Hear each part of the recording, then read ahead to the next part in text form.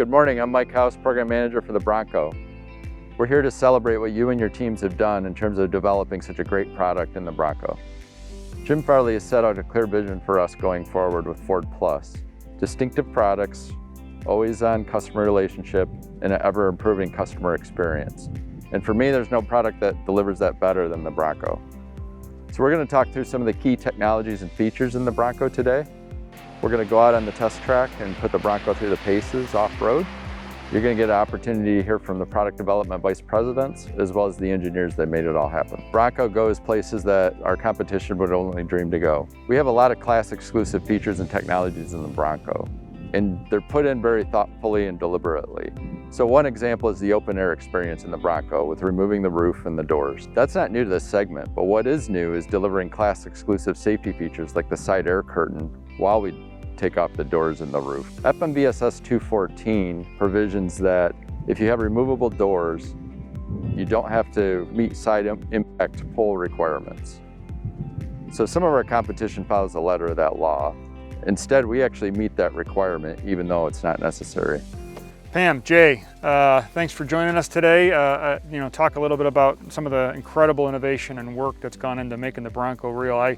One of my favorites, and it's probably a bit of the unsung hero, is in those early days when we were setting this thing up, we said everybody had to have the open air experience. There was a section that we agreed to, which was the minimum section for this upper rail and this A-pillar. How'd you get an airbag in there? Well, it was quite challenging. We had to definitely break some of our internal rules on packaging spaces, and we had to modify the cross section of the curtain to go from round to oval and maintain that so that we could fit it into this very tight space. So it was definitely challenging. First time for a curtain to be housed behind hard trim versus a conventional headliner. So that alone is a huge innovation, because I don't think most people would even know there's a side airbag that's packaged there if it wasn't stamped into the plastic. But I mean, really, we didn't give you a millimeter, so you really had to work it. So I'm sure there were a lot of things you had to do in the bag just to make that whole thing work.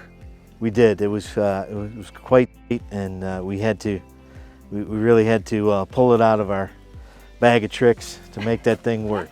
There were no references of anybody doing this before, no. So we couldn't really take any advantage or improve anything that was already done.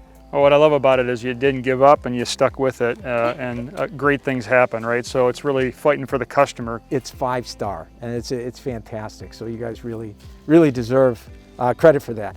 Another thing that people don't talk about is here on the inside, head impact. Head impact, we typically run at 12 miles per hour, but because of the geometry of this vehicle and the way we classified it, we had to bump it up to 15 miles per hour. And that had to have been a challenge. Head impact, even at 12 miles an hour, often impedes final engineering sign-off. It's one of the things we're struggling with right at the end. How did you guys do that? So we needed to do a lot of additional changes. So we basically needed to modify every single detail on the parts, even small radiuses. We needed to change material of the parts as well, so we needed a more flexible material, and we were fighting against ourselves in requirements. We needed this trim or the plastic to be flexible enough to allow the airbag to come off just like it does on headliner, like a fabric, as soft as fabric, but as hard as to withstand the 15 mile per hour. So we ended up with a pretty clever design of some metal brackets. So actually inside all this rail trim, we also packaged some small metal brackets to withstand that energy. How did you guys manage side impact without the benefit of the upper AB flange, the typical cross bows you get on the roof? What did we have to do to make that happen?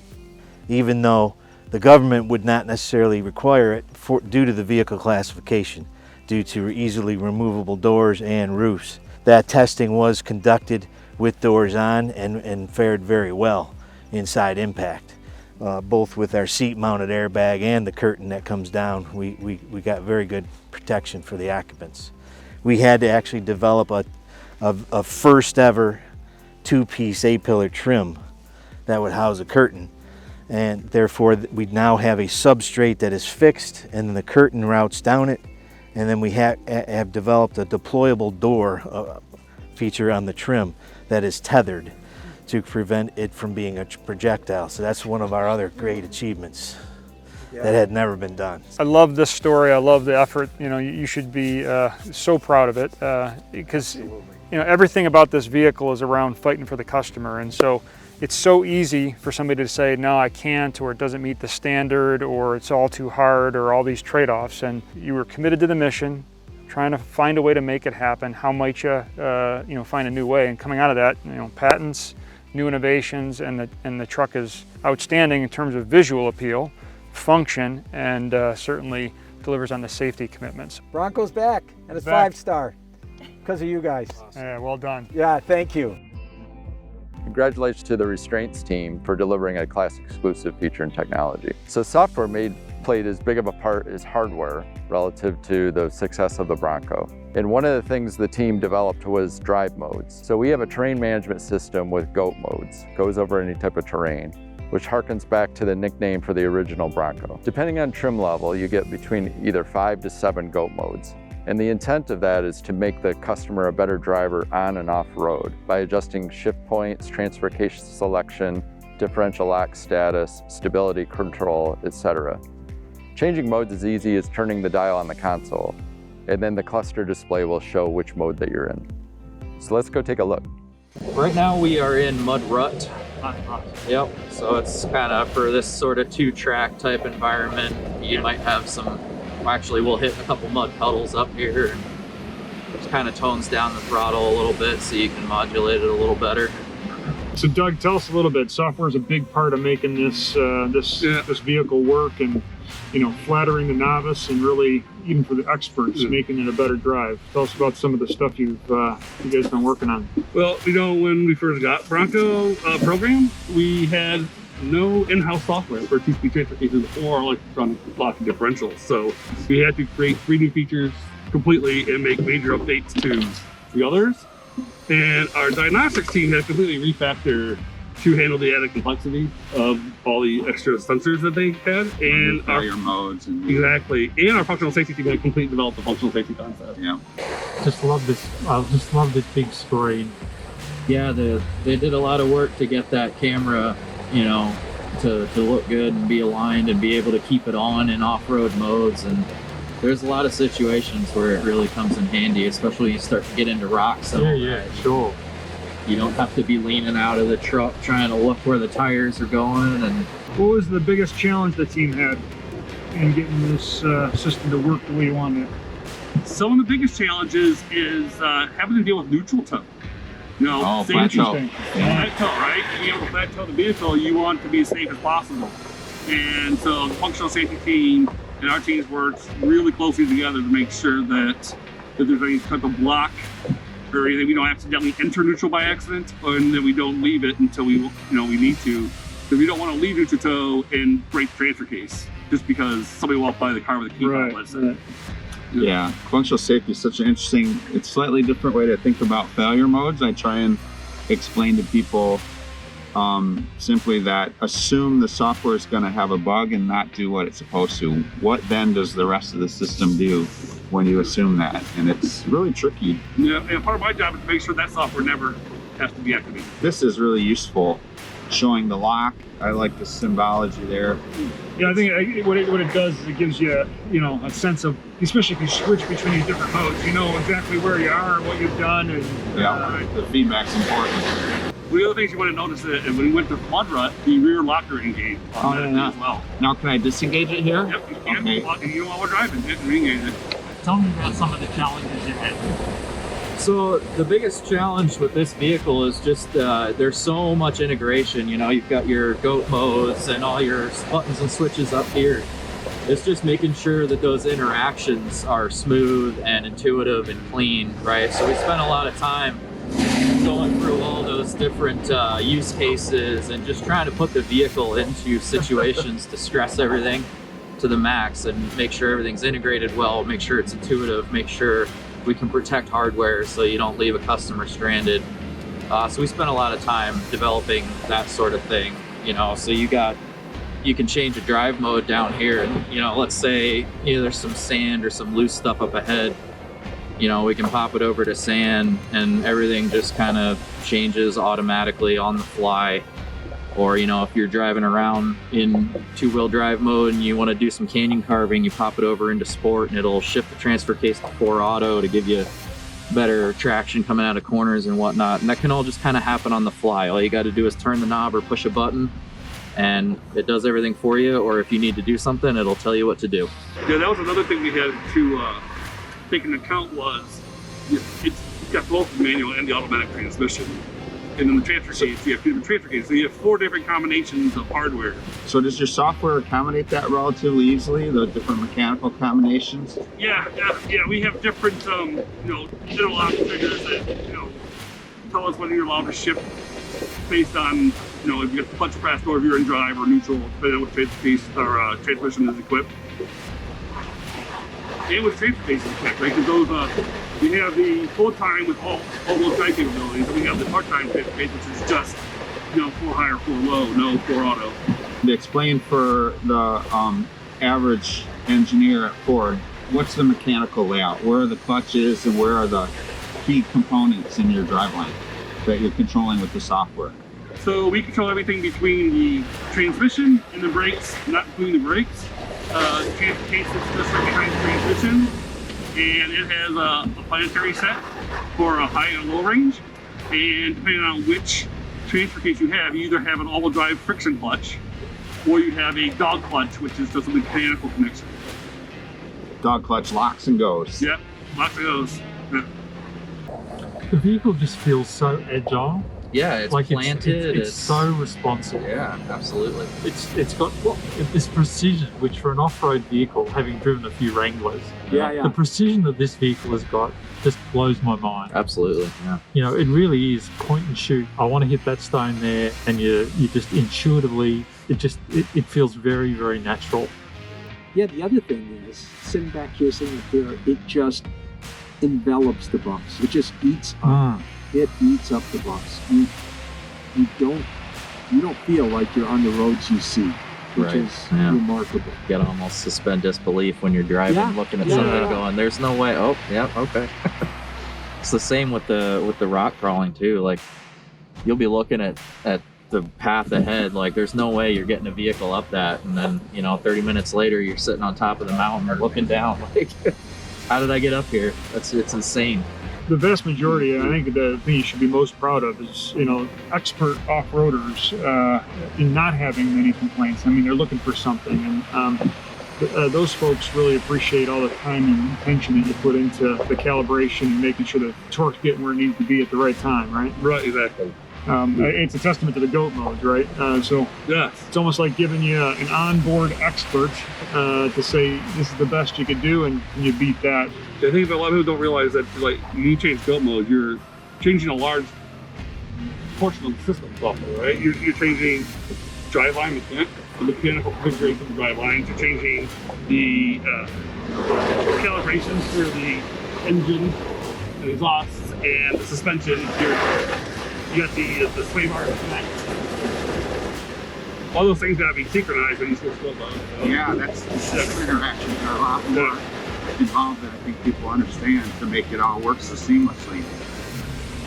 When I had a chance to drive it last summer, and how much confidence I had selecting the mode and going over obstacles I wasn't used to driving over, and how easy it made it. One pedal drive, the camera visualization going over the rocks, it's just amazing. Really well thought through, and I think it's just so true what Jim's saying about giving accessibility to people who might be afraid, you know, to try those things. You, like everybody else on this product, you'll be able to talk about it for the rest of your life. Oh, absolutely. I mean, this is you know, bringing back an icon that's going to be, you know, around for years and years and years, and for sure, it's done right. Again, the team have done a fantastic job of finding that balance of outstanding capability and ease of use, and just great appearance, great stance.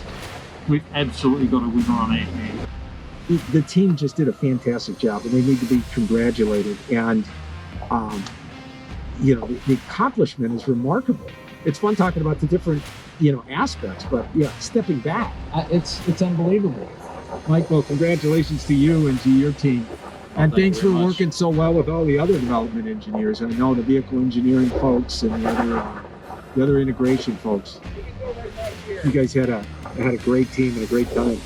Yep, it was a very fun program to work on. I'm proud of what we did, and yeah, I met a lot of great people, a lot of enthusiastic people to bring this product to market. Unbelievable. This is the best fun you can have with your clothes on.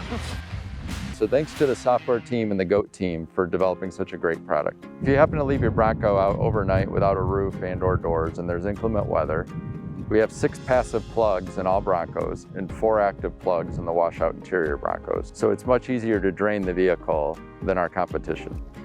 So we've just been having a lot of fun using the Bronco as it should be used, and we've made it a little bit dirty.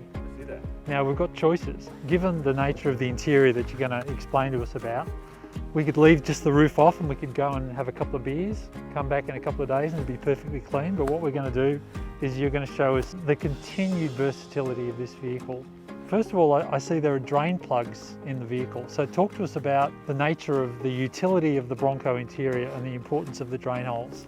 Right, so when we developed the Bronco interior for what we're calling washout, we really wanted to get a step above our competition, right? So we kept a system in the vehicle. It's a vinyl floor, but we went a step further. What you have are actual top-mounted A-surface drain plugs that will drain completely out to the outdoors. And in addition to that, underneath that system, there's passive drain plugs. So should you have any water that remains underneath the floor covering, it actually will weep out over time. It's a one-way drain. So the interior was essentially made for any conditions, but as we see today, even rain conditions with your top off. This vehicle has marine grade interior. Yeah, that was a breakthrough that the seats team came up with. We were looking to create a vehicle that would have that UTV ability. The marine grade is just like you get in a boat. We designed it and we engineered it to be water resistant and ultimately water resilient, so that all you need to do is come back with a terry cloth, wipe it off, and you're on your way.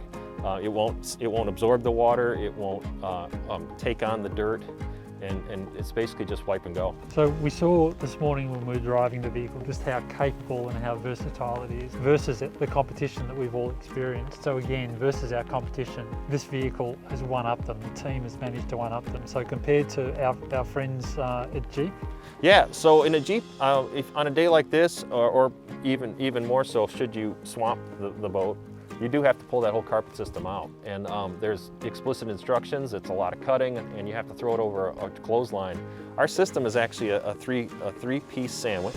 There's an upper floor layer here, there's a foam layer in between, and a scrim at the bottom, and it's all waterproof. So we don't want the customer to ever have to do more than pull the plugs and run a hose.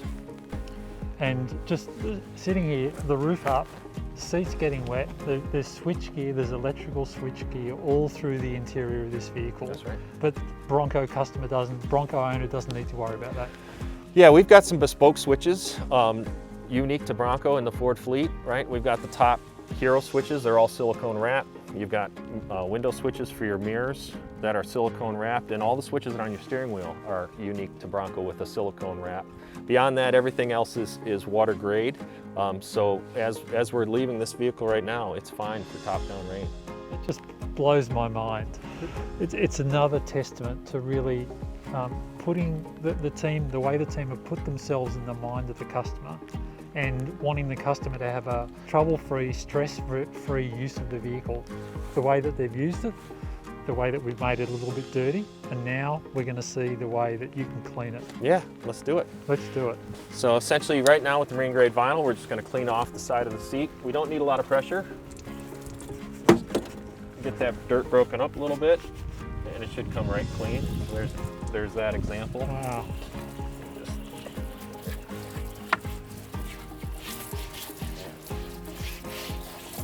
Once you get that loosened up a bit, I just can't believe this. you're back to new. And then the fun part is our floor. So we've created this series of trenches and and drains. Yeah, so the water's all leading towards the drain plugs. Yeah, and our team spent inordinate hours creating this system of trenches. Wow, that is just fantastic. With a minute of spraying, you've ended up with something that's as good as it was when it was new. I mean, it's just incredible. It's just a testament to the team that journey of how the vehicle's used and then how the vehicle can be cleaned up to be kind of brand new is all part of that worry-free, but just a very different set of experiences for customers. We wanted to make sure that customer that chose this lifestyle, this experience, could really enjoy it, right, and could really use it that way and not have to compromise. We talk about innovation and we talk about the customer. We talk about what does it take to be number one? What does it take to be the best? And here's another example where the Bronco team have delivered. I think it's absolutely fantastic. I mean, the bottom line is when you take this truck, you should be able to leave, enjoy your weekend, and come home and go back to work in it on Monday. Amazing, absolutely amazing. Just again, congratulations to the team. Really put themselves in the mind of the customer, and great job. Thank you. Really proud for what we accomplished. It's been a long journey, but we're thrilled. With the rich history of Bronco, the team wanted to pay homage to prior Broncos as well as show customers how the vehicle is as unique as they are. So we put several Easter eggs throughout the vehicle. Some examples of that include the original body styles of the original Bronco in the fuel door, the GPS coordinates for Johnson Knoll in the upper trim, and even a bottle opener in the sport tube. There's so many fantastic features and technologies in the Bronco. Let's go check them out. Tom, I love this interior, and my dad used to take me 4x4ing in the pickup trucks of the day, and it was always, hold on to something. These grab handles, what was the inspiration? They look so cool. Well, Chuck, they're functional.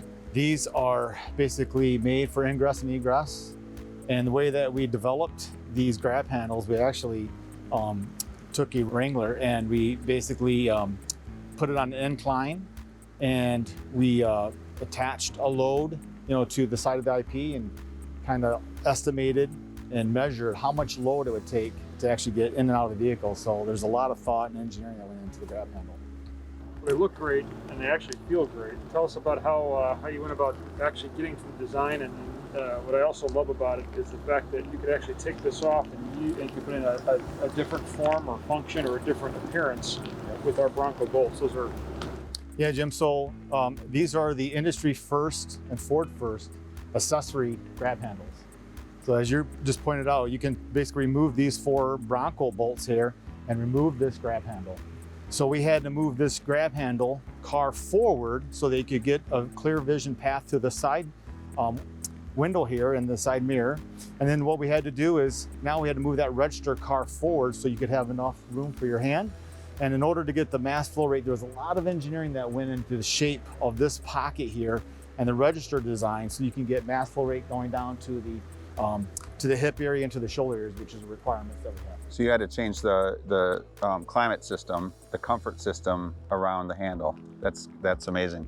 Yep. And we actually met all the requirements, Chuck, that we have, and basically it was just the engineering, and we're positioning it and designing and making it more efficient. So you're able to go fast as you learned, iterated your designs? Yes, and I think, Chuck, it goes without saying, the in-house design team just did an enormous job, great job, just iterating and working with the studio team on developing the final design that we have.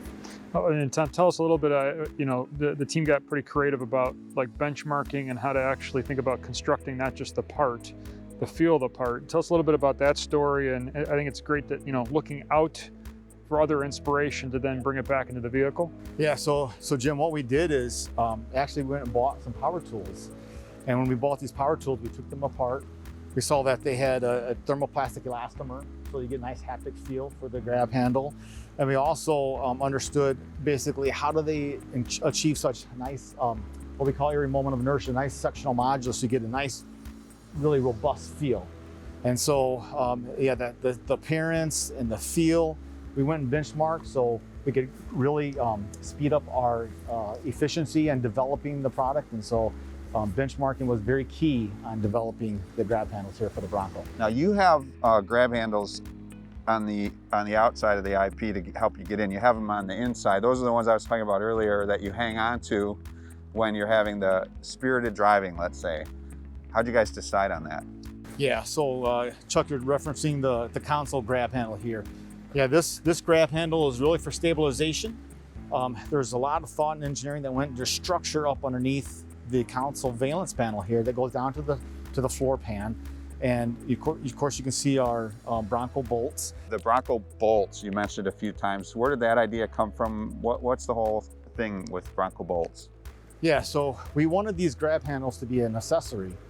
So we have these Bronco bolts. They're cold forged with the Bronco logos, so it's a very unique fastener. So any customer can go ahead and remove these 4 bolts and take the grab handle off and put it back on. If they take it off, they can even put another accessorized feature there. So this is an industry first and innovation by Ford Motor Company. It's almost an invitation throughout the truck. It's not just the grab handles. Where these bolts exist are areas that people can accessorize and make the vehicle unique to themselves. And I see we got the GoPro all set up there, another example of accessory opportunities. And tell us a little bit about how other aspects of the IP had to consider designing for things that may not come with the car initially, but they're planned for people to accessorize after the fact. Yeah, so I think we all know that the Wrangler has many aftermarket features. However, they have to clip onto their instrument panel system, whereas Ford was very innovative. We actually applied a little port. So we have 1/4 by 20 nut that GoPro feature. A ram ball can be bought in the aftermarket. We can attach it right to the top of the instrument panel system. You can have all sorts of features that you can basically attach to that port. And then we also have a USB port along the front, so you can very easily apply power to your features, which is, again, it's a Ford innovation. I have a bunch of GoPros, and that's always a hassle, as you know, the batteries, and especially on a longer adventure. So that's such a great thought you guys had to make that more user-friendly. To me, it's a great testament to the team. In many cases, some of these ideas evolved as the vehicle was being developed, and this is what you get when you get cross-functional teams thinking about how do you speak to the spirit of accessorization, or how do you actually make things customizable, modular, upgradable. So just incredible job by the entire team. Really great product execution. Amazing. Great job to you and the team. Thank you, gentlemen. What a fantastic day we had. How lucky we are to come out and see all of this great work. We not only built a product here, these engineers built a business, and this business is going to carry on. And I couldn't be more proud to be associated with them, but they did the work. So thank you. Thanks to all the engineers who worked on Bronco. Yeah, look, I got to say, in my time at Ford, this is probably the most unique and the most innovative product I've probably ever seen. The amount of embedded knowledge, customer knowledge, kind of craziness, the way the team have worked to execute this outstanding vehicle. The whole team really needs to be congratulated. It's just fantastic. Yeah, I've never seen in my 30 years so much excitement for a product, not just in the general public, but my friend group. And I know they're going to be so jealous that I got to spend a day getting paid to play in this truck. And I'll echo what Pete and Trevor said. The attention to detail that just illustrates how much we care for our customers and their needs versus the competition. I know they're green with envy over at that other company. And we've pulled such a head start on this great segment. Really, really congrats to everyone on the team in every functional area. It comes through when you play with the truck. I agree with all the comments, and I think Bronco is probably the perfect playbook for how do you compete like a challenger. We've had an entrenched competitor with Jeep, and we took it right to them. On top of the fact that we had this huge expectation by customers that know what Bronco is all about, and trying to reinvent an icon, reinvent a legendary vehicle all at the same time. And we also forget just how global this product is, right? So everything from the team in Australia trying to get the platform right, to the Top Hat team to try to innovate at every aspect. So I remember the early days of, got to have 35s and we want to protect for 37s. Those were all huge challenges and big ambitious goals that the team took on. So can't thank the engineering team enough. The vehicle lives up to the promise. Well done. And then to think that this was all done in the last 18 months over, the really difficult way that we've had to work, and we've still achieved this fantastic outcome is just a testament to resilience and really not losing sight of the customer. And it's just such a fantastic outcome, especially given that environment. So thanks to everybody. We really appreciate it, and we know our customers will appreciate it as well.